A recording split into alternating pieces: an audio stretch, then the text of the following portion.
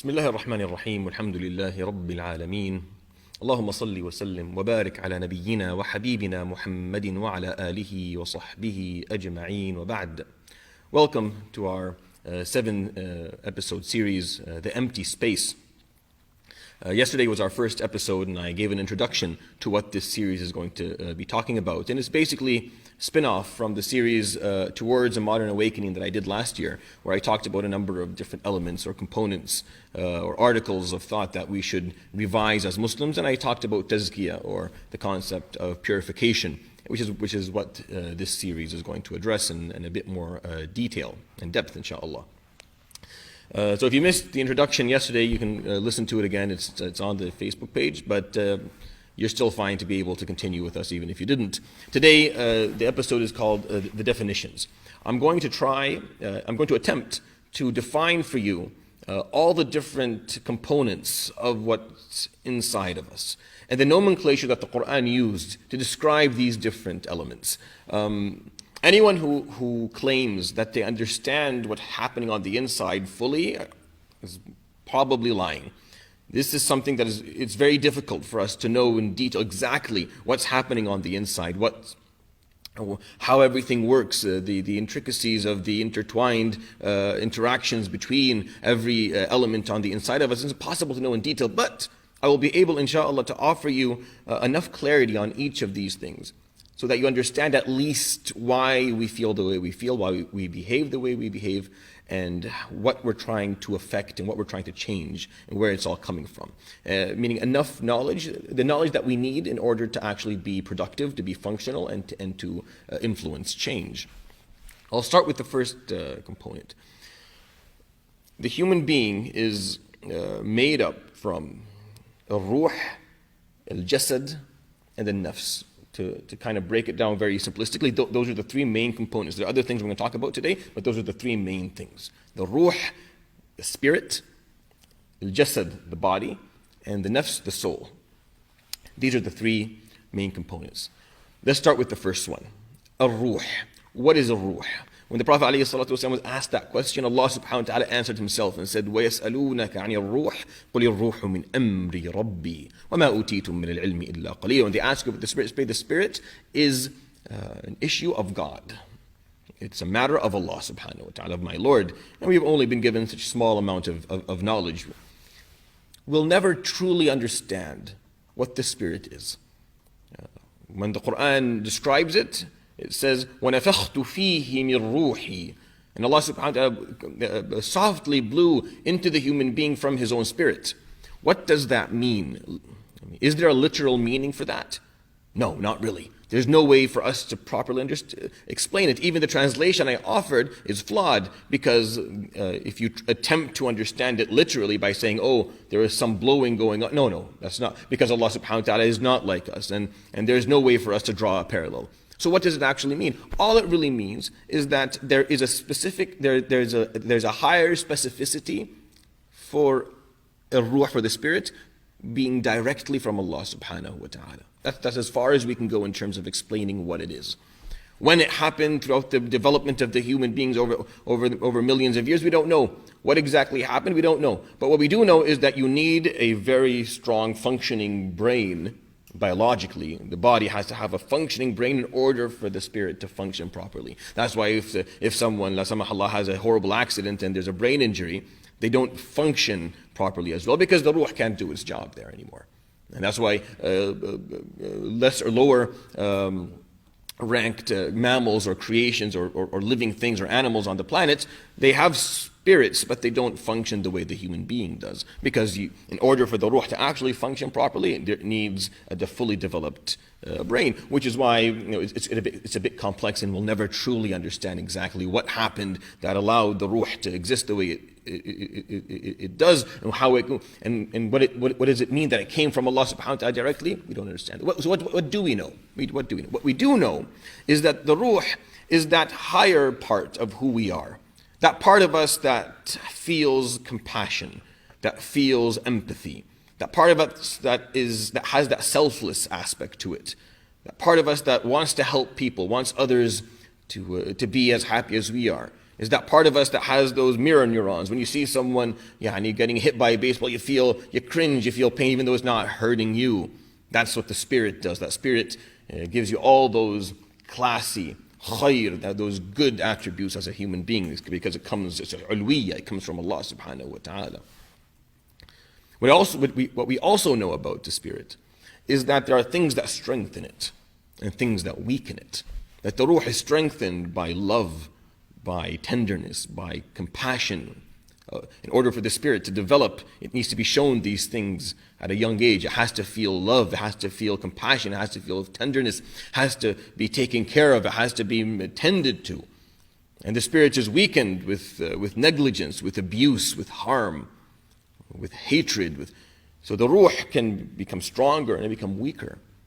It needs to be nurtured in order for it to achieve in order for it to achieve its highest form and its highest level of strength and existence. That's what we know about the ruh. And that's as much as I'll talk about the spirit throughout this whole series, probably. Maybe a few more words today, but that's it. Because we don't really know too much about it. We just know what helps it and what harms it, and what it does in our body, but we don't understand it. The second element is the body. The body comes from the soil of the earth. The body is the manifestation of nature. The body doesn't do anything without the spirit. It's not alive. Life comes from the existence of the spirit in this body. The body is just the product of Mother Nature. That's why it contains within it all of the attributes of nature. Nature is extremely cruel. Nature is extremely selfish. And that's what the body contains within it. But it doesn't have life, it doesn't function, it doesn't do anything until the spirit touches it. When the spirit meets the body, something is born. That thing that is born is called the soul, an-nafs. An-nafs is the product of the upper spirit that came from Allah subhanahu wa ta'ala, meeting the body that comes from nature, comes from the earth. And then the soul is born, the nafs. We know a lot about a nafs. Shaitan knows a lot about a nafs. So we're going to leave him out of the equation for now. He's not as important as we tend to think he is. The soul, we know a lot about it because the Quran explained a lot. The Prophet ﷺ explained a lot. Our scholars of Islam have talked about it in detail. Modern psychology and psychiatry have studied it, studied the nafs, studied the soul. Tomorrow I'll be talking about the nafs in great detail. I'll talk about every aspect of it. What we need to know is that the nafs looks out for us. The nafs is the reason that we survive as a species. It's the reason that you survive childhood and make it to older age. The nafs wants to get you forward, wants to get you on top. It wants you to be the best. It wants you to have the most. That's what it wants. We are not trying to destroy a nafs. That's not what this series is about. The nafs is not all evil. The nafs needs to be regulated. It needs to be adjusted. It needs to be purified. That's what tazkiyah means, is to purify it. It's not your enemy.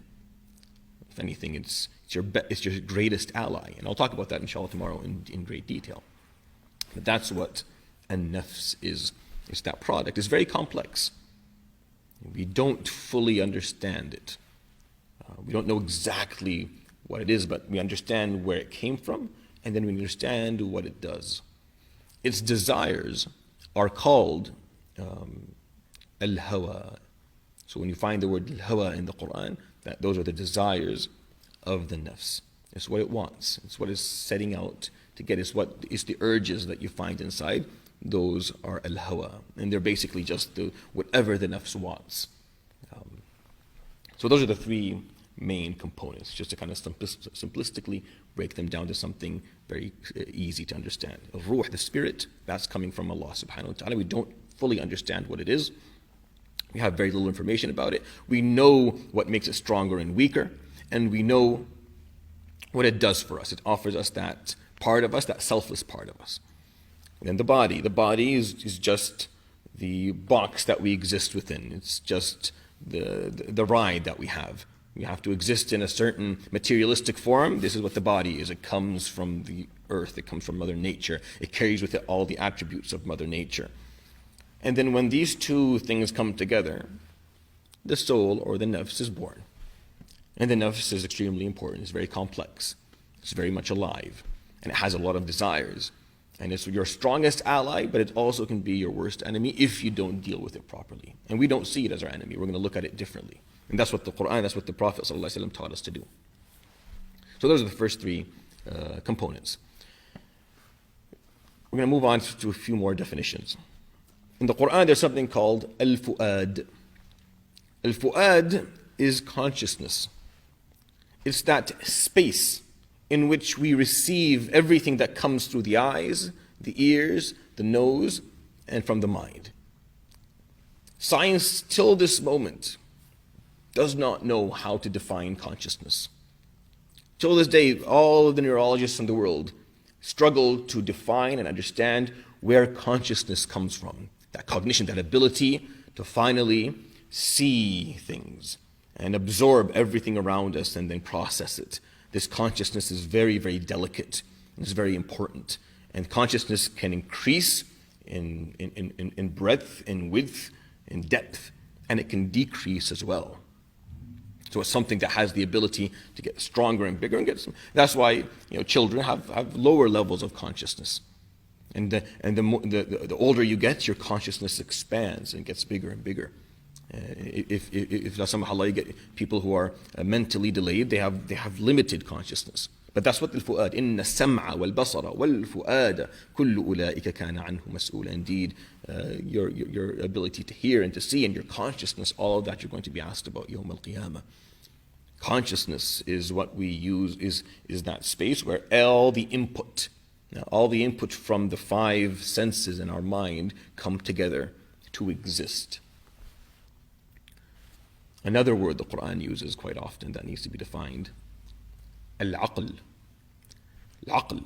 Al-aql is the mind, or maybe it's executive functioning, or it's hard to translate al-aql properly. But what's really important about al-aql is what it does. See, al-aql is the part that makes the decision.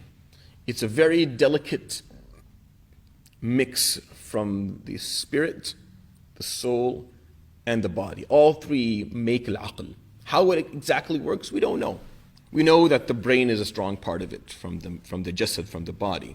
But how it all the details of how everything works, we don't know. But we just know what they do. What they're called, what they do, and how we can benefit from them, and how we can use them for our advantage to become better people. Al-aql, the mind, is the thing that makes the decision. See, without the spirit, there is no mind, there's no aql. Without consciousness, there is no mind, there's no aql. Without aql, there's no decision making. We don't have the capacity to make decisions. Without the capacity to make decisions, there's no taklif, there's no accountability. That's important to understand. Without the spirit, without consciousness, we don't have the aql.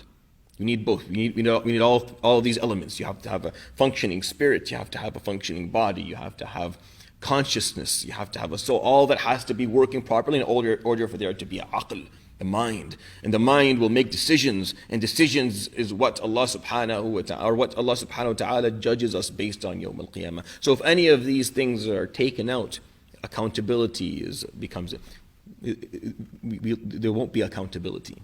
It's important to understand that properly. See, the aql, the mind, is that lone soldier standing in the face of all of the desires and whims that the human being has, all the desires that are greed and selfishness, and it's like tsunami waves of human greed and selfishness and desires and eagerness to control and to take everything. And you have the mind as that lone soldier standing. That's the only savior in this world. The only savior in this world is the aql, is the mind. Because the mind is capable of making a decision. We strengthen our minds and we weaken our minds throughout our lives. You strengthen the mind, you strengthen the aql with knowledge, with seeking knowledge, with reading, with surrounding yourself with people of experience, who have wisdom, of hikmah, by going through the experiences of life, by learning from those who are surrounding you, by being able to observe and take lessons from everything that has happened historically to others and to you. This is what strengthens the aql. And what weakens the aql is a lack of all of that. The aql can become extremely weak and non-functional if it's not used. It's like any other muscle, because a part of it is biological. If it's not used, if it's not continuously challenged to observe, to contemplate, to reflect, to look in depth, to wonder, to ask questions, if it's not trained to do that, it will become weaker and weaker and weaker. And thus will have weaker decision-making capacities and abilities. And we won't be able to make important decisions when needed, which is the point here. So when you look at the concept of decision making in life, the mind, the aql, and that's what it means in Arabic, al-aql, to be able to control something, to change it, al-iqal, you pull something back and forth, you limit it, you hold it down. The aql has the ability to do that. That's why it's important for children to learn. That's why the more you know, that's why knowledge is power. It's not money that gives you power. It's not social status. It's knowledge. The more you know, the more powerful you are, and the more you can do in life, because your aql is growing, and that's how you make better decisions, and you can help others do the same. Another definition that we need to understand clearly is the conscience. So consciousness is fu'ad, al-wa'i, al-idrak. Conscience is al-dhamir. The Quran calls it an-nafs al-lawwama. So it's not like you have two souls inside. No, it's all the same. It's one soul. You don't have multiple ones. But there's a part of it that is called the blaming soul, which is basically equal to the conscience, which is equal in Arabic to al-dhamir. That voice inside of you that reminds you that what you're doing right now is wrong. That voice that is painful. It's painful. The nafs hates it. The soul hates this. It does not like it. Where does it come from? It's the effect. Here's a definition of what the conscience is and the dhamir is. It's the effect of the goodness of the soul, of the goodness of the spirit on the soul. I'll say that again. تأثير خيرية الروح على النفس. It's the effect of the goodness of the spirit. As I said, the spirit can be strengthened. The spirit can be filled with goodness. The more love and affection and tenderness and kindness that it sees, the better ethics and values that it deals with in its life, it becomes stronger and stronger, and the goodness within it increases. That goodness affects the soul. How does it affect the soul? Al-dhamir, the conscience. That is the effect. It's called the conscience. So if you think about it, if you have a strong spirit, then you're going to have a strong conscience. And it's going to nag on the soul more, which is going to make it difficult for the soul to make all the mistakes, to be as selfish as it wants to be. Because the dhamir is right there, reminding it that's wrong. Talumuha. It's blaming it. No, you shouldn't have done that. Why are you thinking like that? Why are you acting like that? How do you strengthen the conscience? You have to strengthen the soul. How do you do that? Going back to the same. You have to allow the spirit to elevate. The spirit elevates when it grows up in a household that teaches it good values, that shows it proper ethics, that is filled with love and tenderness and kindness and affection. When it's surrounded by people who behave in ways that are positive, that adhere to the values of love, of honesty, of truthfulness, of amana, of trustworthiness. This allows the spirit to elevate, and the higher the spirit elevates, and the more khair that is filled in that spirit, the more khair that spirit contains, the stronger this voice of the conscience, and the more effect the conscience is going to have on the soul. The dhamir is extremely important. Nafs al-lawwama. You want that to be strong. That's why the opposite is a problem. The opposite is a big problem. People who grow up in broken homes, who are abused in their childhood, who grow up with the lack of ethics, lack of values. They don't have structure. They didn't get the affection and love and compassion that they needed growing up. Their spirits are weak, and their conscience is weak. And that's why his conscience is dead. That's a phrase we use sometimes. A dead conscience. Where do you think that comes from? No one's born with a dead conscience. We cause that to occur in people when we deprive them from the nourishment of their spirits, from that ruh. It needs to be nourished. It needs to be taken care of. It needs to be nurtured. It needs to be loved and taken care of and given examples. It needs to see khair around it so it can absorb that khair. It absorbs all these beautiful values and ethics and emotions and affection, and then it uses it to control, to nag on that soul so it doesn't make a mistake. You see, when you come to take something that's not yours, you're going to put your hand to haram. There has to be that voice inside of you that's saying, no, that's not yours, you can't take that, it's not right. That voice is either really, really loud, or it's very, very, very, very soft, or it could be non-existent at all. That's how, so you know what death is? Death is when the spirit leaves the body completely. But a dead conscience is evidence of a dead spirit. Not literally dead, but it's so weak that it's barely functioning, it's barely there. That's why children who grow up like that, when they grow up with no conscience. And that's what happens in places of war.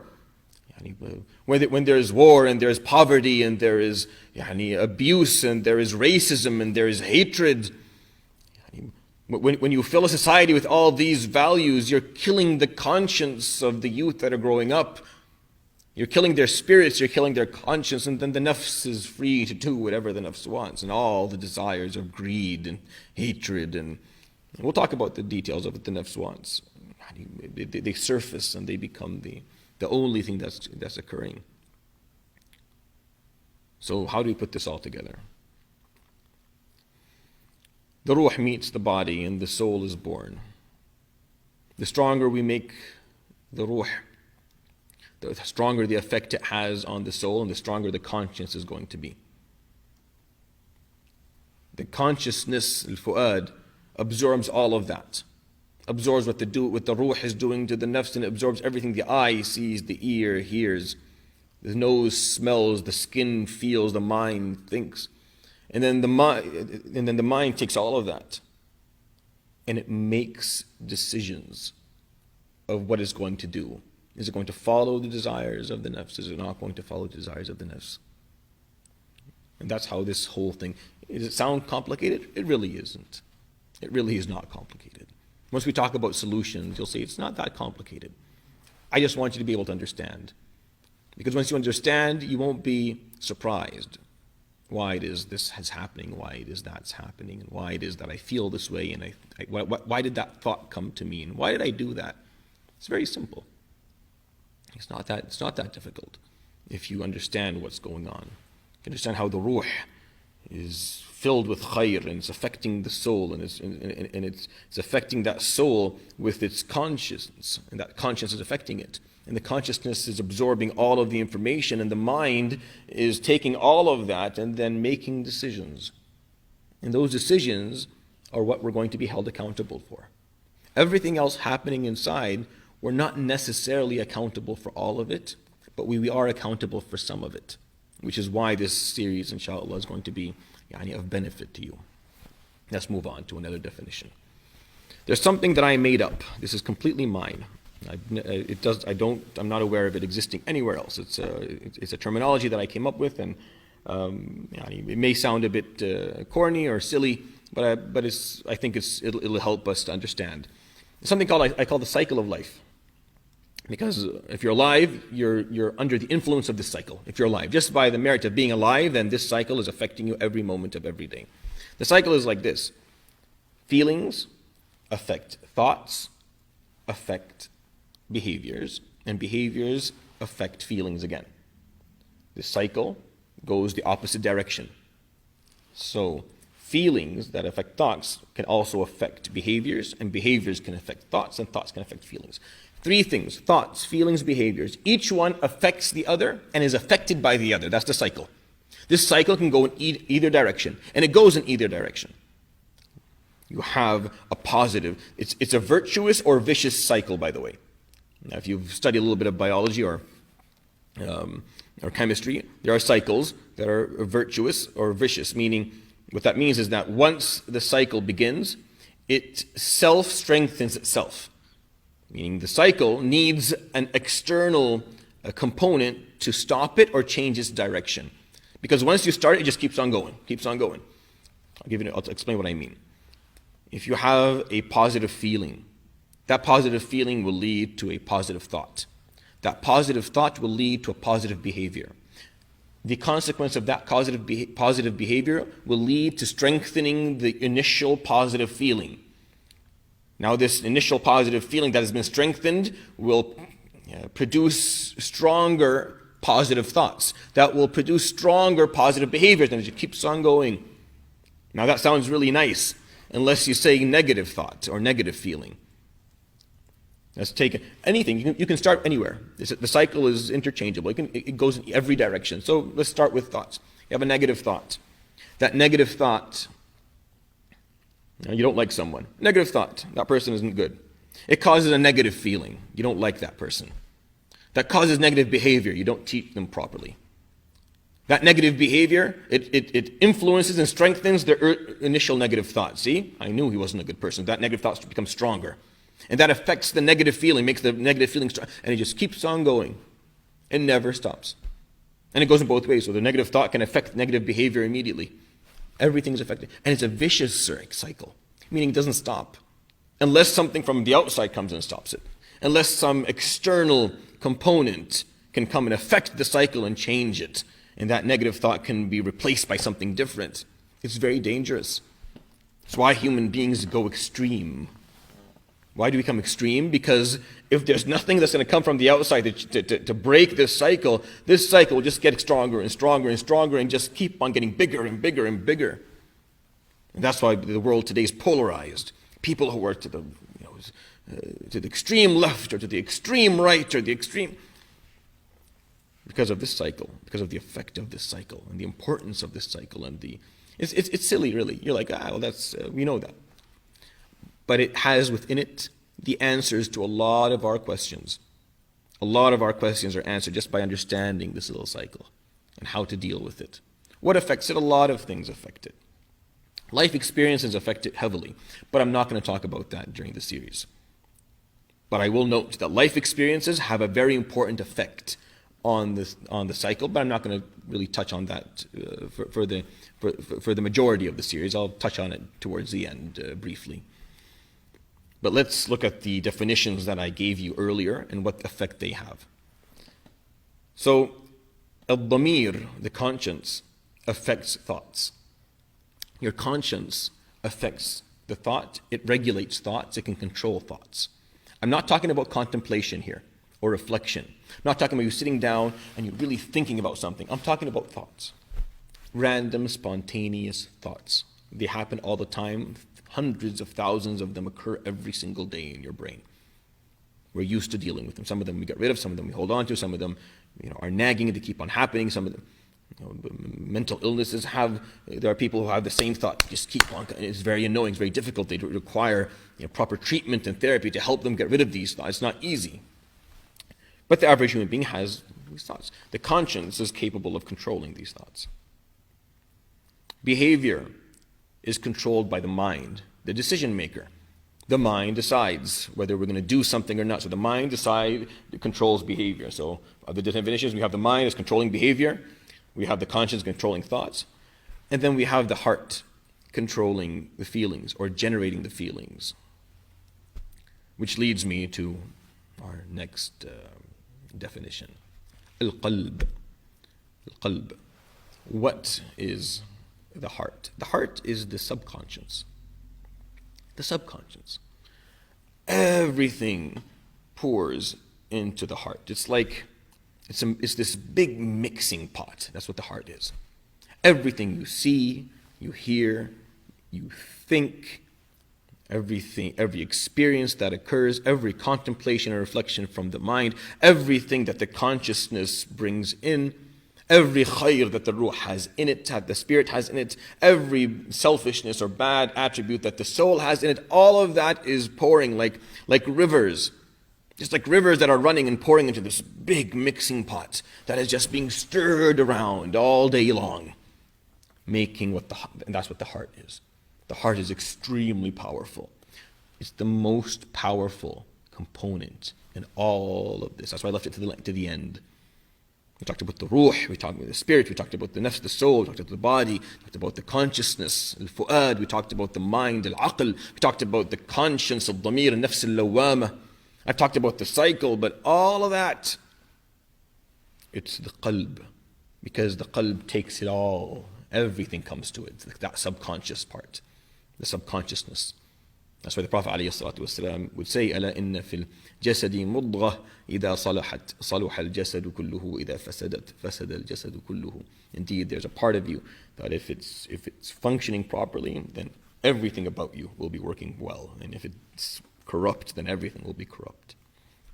أَلَا وَهِيَ الْقَلْبِ. Indeed, it's the heart, not the physical heart. Even though that's where we think it is spiritually, figuratively. It's probably in the same place.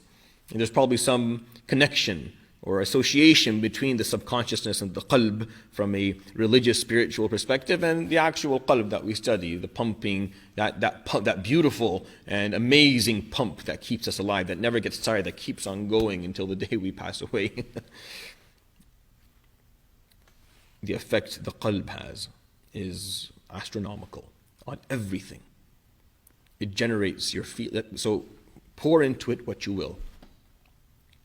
Pour into that heart whatever you want.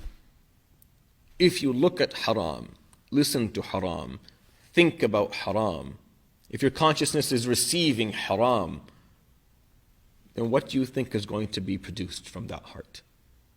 In what direction do you think the feelings are going to go? When someone tells me, "Oh, but I feel this. I know you feel it." No one's denying that you feel this. The question is, why do you think you feel that way?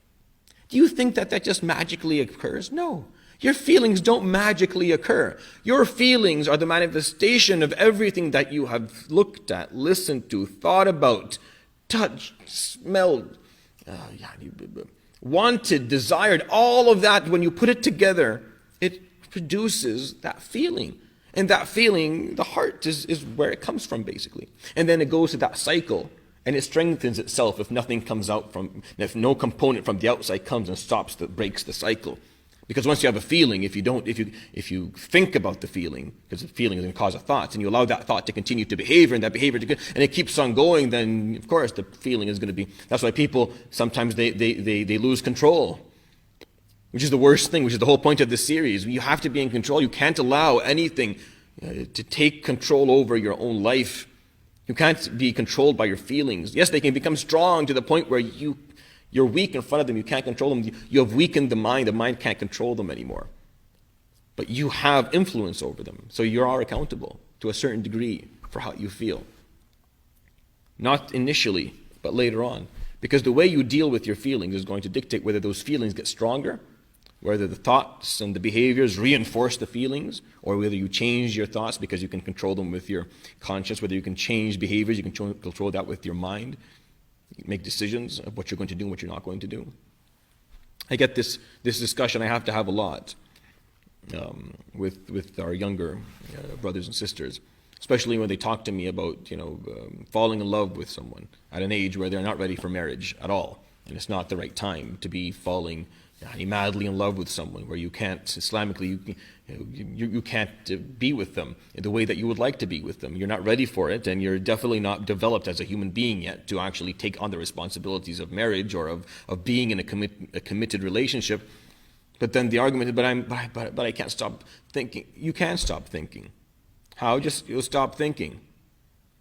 That conscience has to be there to remind you, no, you shouldn't be thinking about this. Think about something else.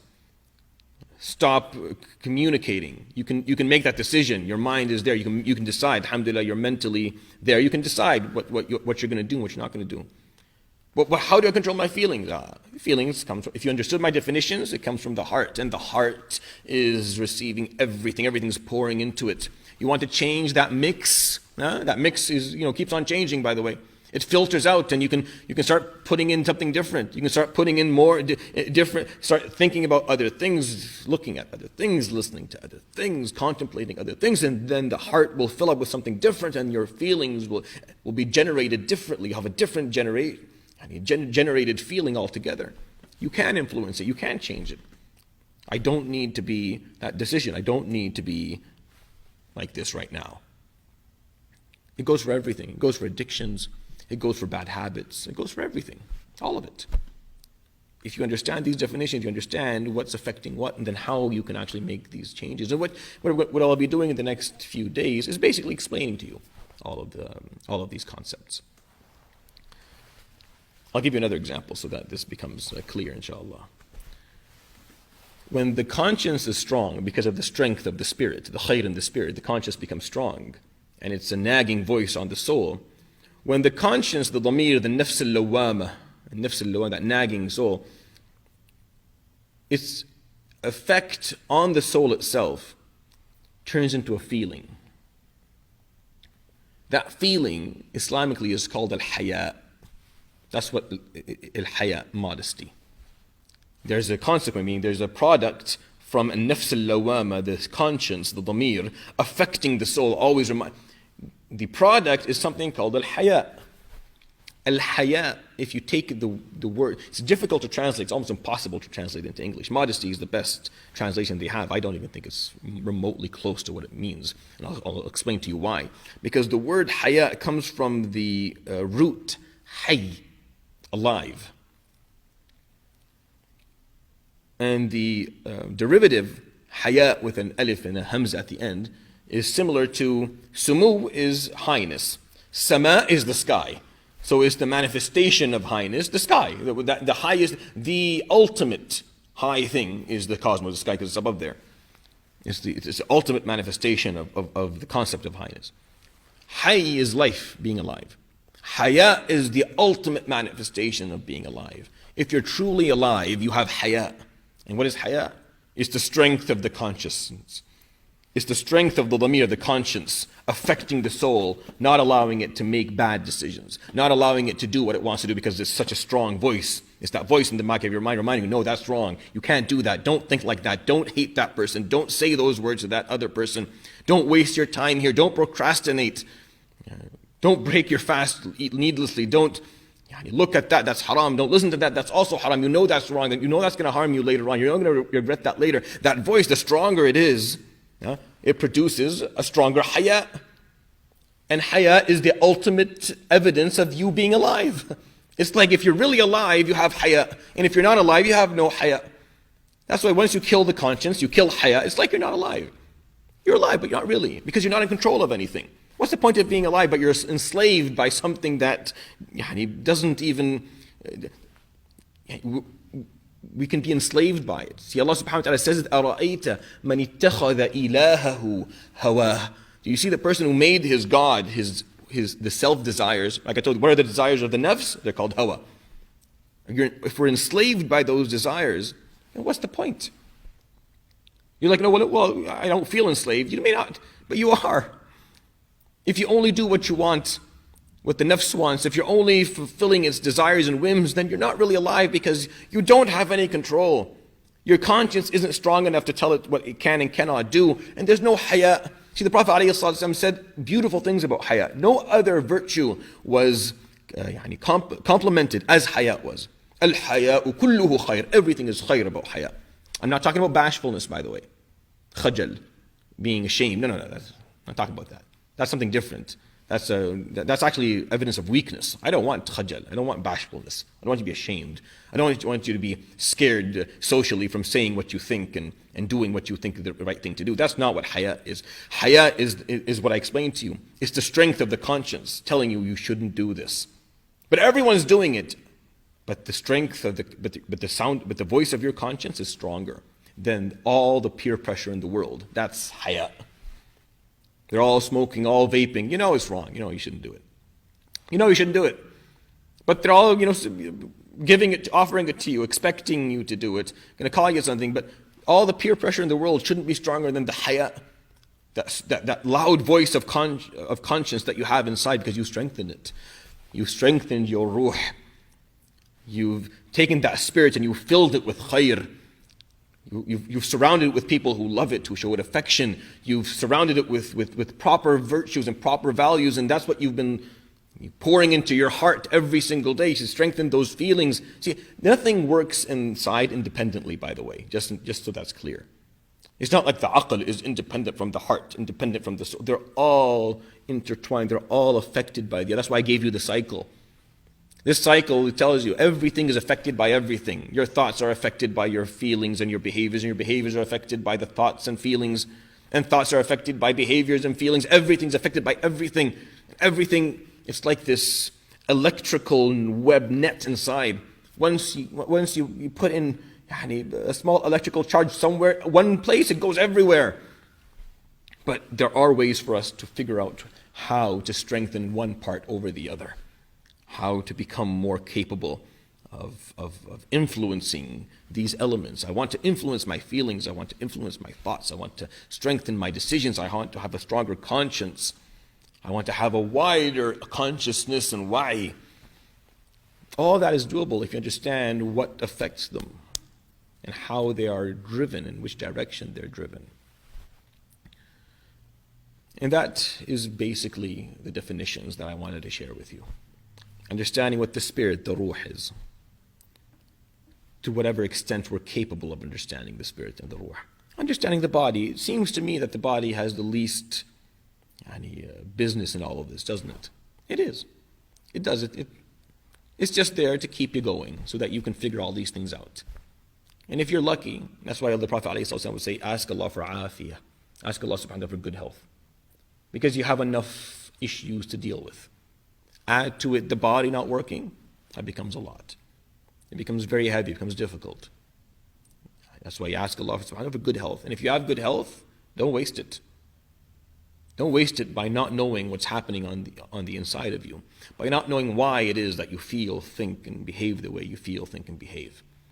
By not understanding the functions of the different elements of who you are on the inside. Understanding that the nafs, it's the product of the spirit, the heavenly spirit and the earthly body. It's what makes us unique, the nafs. I'll talk about it in detail tomorrow, inshallah.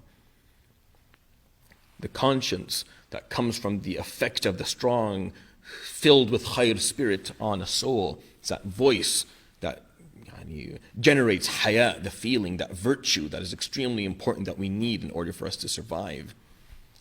The consciousness, that open space, is like a big dashboard where you're able to receive everything that the eyes and ears and mind produces. You're conscious and you're able to receive all this information.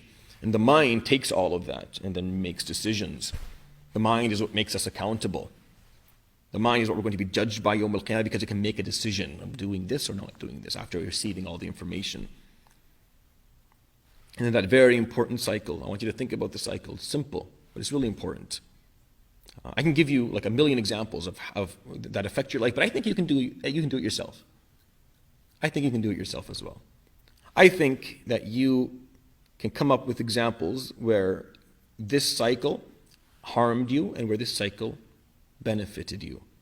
You didn't like the teacher, feeling. So you stopped liking math, a thought. So you stopped doing well in math, a behavior. Not doing well in math makes you hate even more, so the emotion becomes stronger. And you hate the teacher more because he gave you a bad grade, so you hate, that emotion becomes stronger. And the thought that math is useless becomes stronger and just keeps on going, and then you fail math. And then your whole life career changes. Maybe you're extremely talented in math, but you allowed this cycle to spiral out of control and send you on a completely different trajectory in life because you didn't stop it, you didn't control it, you didn't bring an outside component to change things for it. That cycle is extremely powerful. It's so powerful. It controls everything, really. And if I told you nothing today besides the cycle, that's all you need. Just think about it, because if you can just start affecting it, what affects it? The conscience can affect the thoughts, the heart can affect the feelings, the mind will make the decisions. And then remember your heart. It's that mixing pot where everything is poured into it, everything we do. You want to fill it with khair? You want your heart to generate khair feelings, emotions of khair? Fill it with khair. Just pour khair into it all the time. Just make sure that you're surrounding it with people who are filled with khair, who speak khair, who act khair, who model khair, who say khair. Just make sure you're filling it with, and that will be what it produces. I guarantee it. And that's what your feelings will be like that. You want to love Allah subhanahu wa ta'ala? That's how you love Allah. That's a feeling. I want to love him. I want that feeling to be there. When the heart generates the feeling, what are you pouring into your heart? What's going in there? You seriously think that you can just pour garbage into the heart and then the heart somehow is going to produce a feeling of loving God and loving the Prophet? Impossible. It's impossible, sallallahu alaihi wasallam. It's impossible. There has to be some logic to the way we behave and what we do. And those are the definitions that I have for you. Tomorrow, inshallah, I will take the next step, and we'll take some time and we will put the nafs under a magnifying glass, and we'll talk about the nafs so we understand it. So that we can start actually. How do you purify something you don't understand? How do you purify something that you're not sure where it's dirty, where it needs purification? How do you improve something that you don't know what it needs to improve? I mean, if you want to grow a plant, you know it needs water. But what does a nafs need to grow? If you don't know what it needs, then how do you strengthen it? We have to understand the nafs, and that's what we'll do, inshallah, tomorrow. I hope the session today was beneficial. Please put any questions or comments in on the video on Facebook page, and we will get to them, inshallah, once we have our Q&A session. I appreciate and encourage any feedback, positive or negative, constructive or otherwise, because this is what I'm offering here is aimed and targeted to help everyone, really, regardless of your age group. This is aimed to help you, and to help me, obviously. I don't claim to have any superiority regarding any of these issues at all. I'm just like everyone else, struggling. But I think if we can work together on understanding how all this works and finding some strategies to improve it, then inshallah this will help everybody. And if you think that the world will change any other way, if you think the world changes anywhere else from any starting point besides within the human soul, then you're wrong. Inna Allah la yughayyiru ma biqawmin hatta yughayyiru ma bi anfusihim. This ayah that's been repeated upon us 1,000,000 times. Allah does not change the status of a nation until they change what's inside of them. Yes, that is true. That's the law He made, subhanahu wa ta'ala. We have to respect and honor that law by starting with ourselves. I hope that was beneficial. Subhanakallah wa bihamdika ashhadu an la ilaha illa ant astaghfiruka wa atubu ilayk. Wa sallallahu ala sayyidina Muhammadin wa ala alihi wa sahbihi ajma'in. Jazakumullahu khairan wa barakallahu feekum. See you tomorrow, inshallah. Assalamu alaikum wa rahmatullahi ta'ala wa barakatuh.